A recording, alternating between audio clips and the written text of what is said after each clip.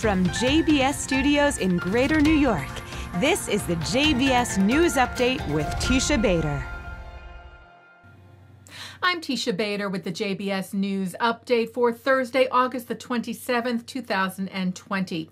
U.S. Secretary of State Mike Pompeo visited Oman today, his final stop on a 5-day tour of Arab countries, to try and build on the momentum of the historic Abraham Accord, the declaration of the normalization of ties between Israel and the United Arab Emirates, where Pompeo was yesterday.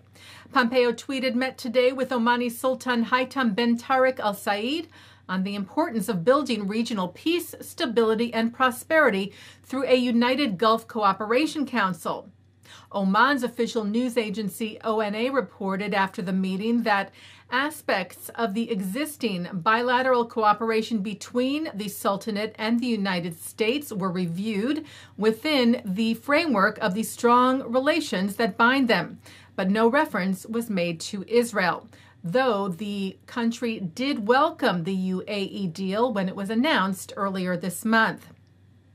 Meanwhile, reports that the American delegation, led by senior White House advisor Jared Kushner, will arrive in Israel this Sunday ahead of their trip to the United Arab Emirates. The American team is presumed to be traveling to the Emirates with Israel's delegation next week. Incendiary devices continued to be launched from Gaza into southern Israel today, sparking at least 15 fires. Among the devices, a grenade attached to a cluster of balloons that was found near the greenhouse of a Moshav community in the area. Sappers were called to the scene and dismantled it safely. Democratic vice presidential candidate Kamela Harris addressed a number of issues of concern to the Jewish community during a Zoom call with Jewish donors yesterday, including Iran. Harris said an administration led by running mate Democratic presidential candidate Joe Biden would re-enter a deal with the Islamic Republic, but under certain conditions, and make it better. Harris said our administration will hold Iran's government accountable and rejoin a diplomatic agreement if Iran comes back into compliance. Harris added that they would also push back against Iran's other destabilizing actions, stressing we will not allow Iran to obtain a nuclear weapon, period. Harris also reaffirmed that aid to Israel would not be conditioned if Biden is elected. She said Joe has made it clear he will not tie security assistance to any political decisions that Israel makes. And I couldn't agree more. She said the Biden-Harris administration will sustain our unbreakable commitment to Israel's security and the guarantee that Israel will always maintain its qualitative military edge.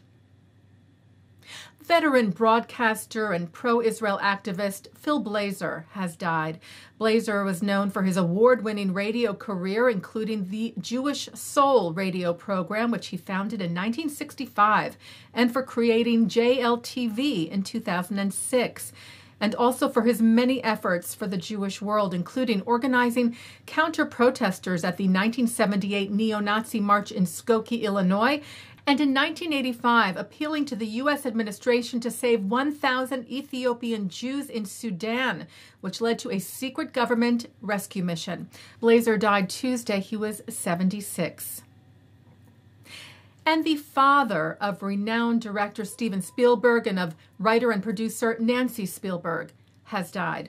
Arnold Spielberg was a groundbreaking computer engineer and a World War II veteran whose experiences inspired his son to direct Saving Private Ryan.